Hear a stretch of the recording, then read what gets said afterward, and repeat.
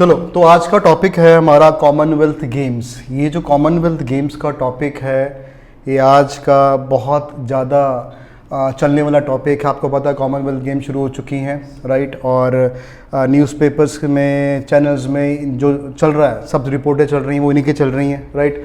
और इंडिया ने इतने गोल्ड जीते, इंडिया ने इतने सिल्वर जीते, इंडिया ने इतने ब्रॉन्ज जीते। और मैं आशा करता हूँ आपको वो मेडल जो टैली है उसके बारे में पता होगा, अच्छे से जानते होंगे आप। तो ये जो कॉमनवेल्थ गेम्स है, इसमें से एक वर्ड है कॉमनवेल्थ। वो कॉमनवेल्थ है क्या? सबसे इंपॉर्टेंट आज जो चर्चा करेंगे उसी के बारे करेंगे कि कॉमनवेल्थ क्या है। ऐसी वेल्थ जो कॉमन थी, ऐसी वेल्थ जो किसी की कॉमनवेल्थ थी, वो ये वर्ड कहाँ से आया, राइट? उसके बाद में फिर कॉमनवेल्थ गेम्स के बारे में बताऊंगा थोड़ा बहुत आपको। सो सबसे पहले हम करते हैं कि ये वर्ड कॉमनवेल्थ कहाँ से आया। तो अगर मैं इसकी हिस्ट्री देखूं कॉमनवेल्थ गेम्स की, तो कॉमनवेल्थ जो है, इससे पहले क्या बोलते थे इसे? British Commonwealth of Nations, right? तो इसका मतलब साफ है कि जो कॉमनवेल्थ नेशंस हैं, ये किसकी कॉमनवेल्थ था? ये ब्रिटिशर्स की कॉमनवेल्थ था।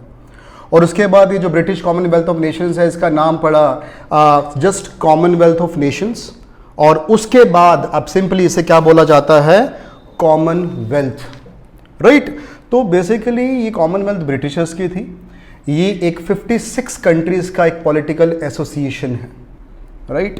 और जिसमें मेजॉरिटी जो ये देश हैं वो किसी वक्त, किसी टाइम पे ब्रिटिश एम्पायर का पार्ट रहे थे।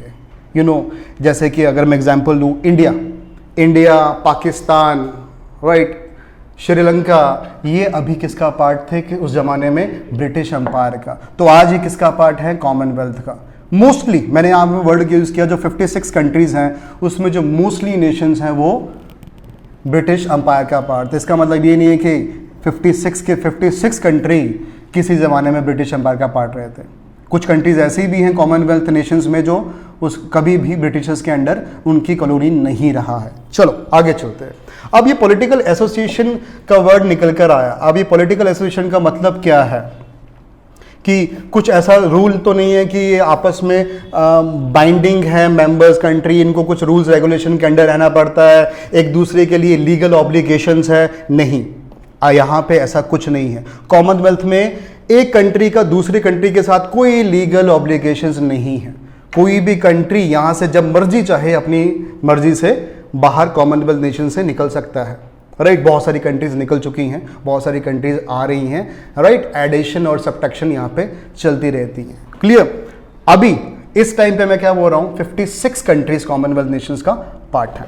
अब ये जो वर्ड है ब्रिटिश कॉमनवेल्थ ऑफ नेशंस, अगर इसका ओरिजिन देखो तो याद रखना, बाल्फोर डिक्लेरेशन ऑफ 1929 से ये जो वर्ड है कॉमनवेल्थ वो बाहर आया, राइट?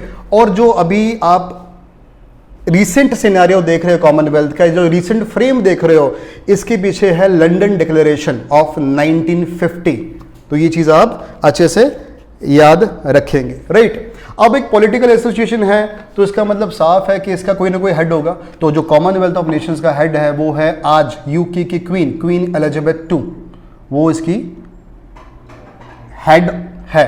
अब हेड का मतलब he is not the political head of all the members of the Commonwealth, right? वो एक सिंबॉलिक हेड है।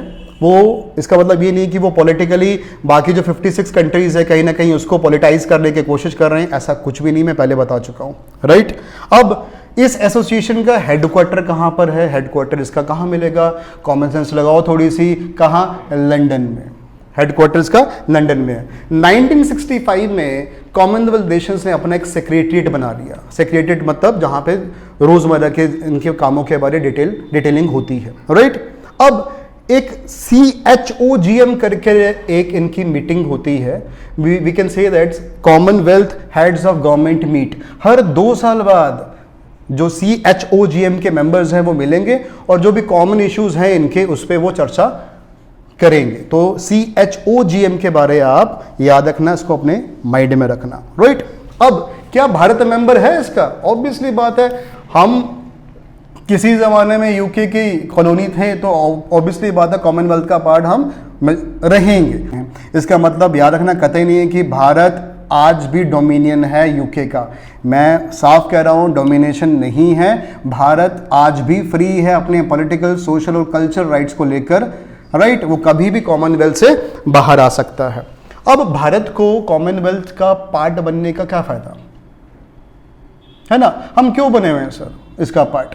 तो इसका आंसर साफ है कि ये भारत को एक इंटरनेशनल प्लेटफॉर्म देता है जहां पे इतनी सारी कंट्रीज कल्चरली आपस में जुड़ती हैं, पॉलिटिकली आपस में जुड़ती हैं, सोशली इकोनॉमिकली आपस में जुड़ती हैं और एक दूसरे को डेवलप करने की कोशिश करती हैं। एक दूसरे के जो कॉमन इंटरेस्ट है उस प्लेटफॉर्म में चर्चा होती है। मैंने अभी आपको बताया ना कि हर 2 साल बाद CHOGM की मीटिंग होती है, तो वहां पर भारत भी अपना पक्ष रखता है, राइट। और कुछ पैसों का मामला भी आ जाता है बीच में। एक इनका फंड है CFTC करके, Commonwealth fund for technical cooperation, तो वहां से भारत को थोड़ा बहुत मदद मिल जाती है। और अगर मैं बात करूं कॉमनवेल्थ गेम्स की, तो उसमें भी भारत पार्टिसिपेट करता है और अभी कर भी रहा है। गोल्ड भी आ रहे हैं, सिल्वर भी आ रहे हैं, ब्रॉन्ज भी आ रहे हैं। तो एक हमारे प्लेयर्स को एक इंटरनेशनल प्लेटफॉर्म मिल जाता है जहां पे हम कंपीट कर लें और भारत का नाम ऊपर जाता है।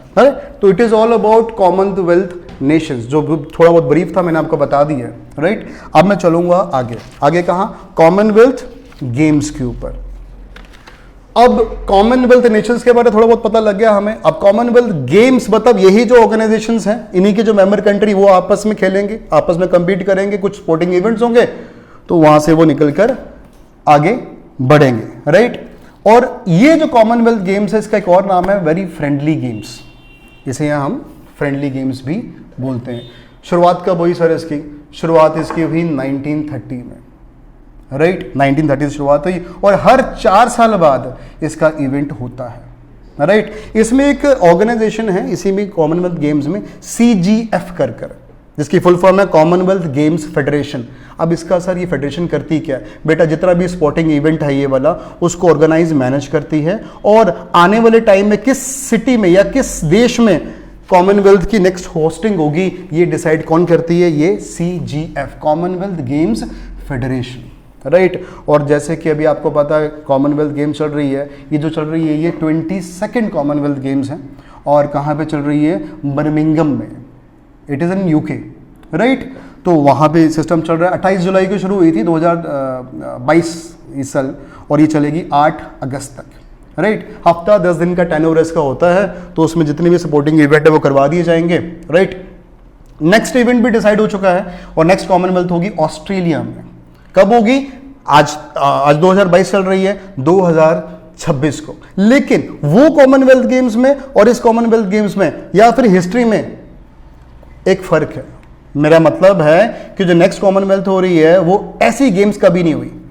सर ऐसा क्या है उसमें खास, या ऐसा क्या होगा उसमें खास?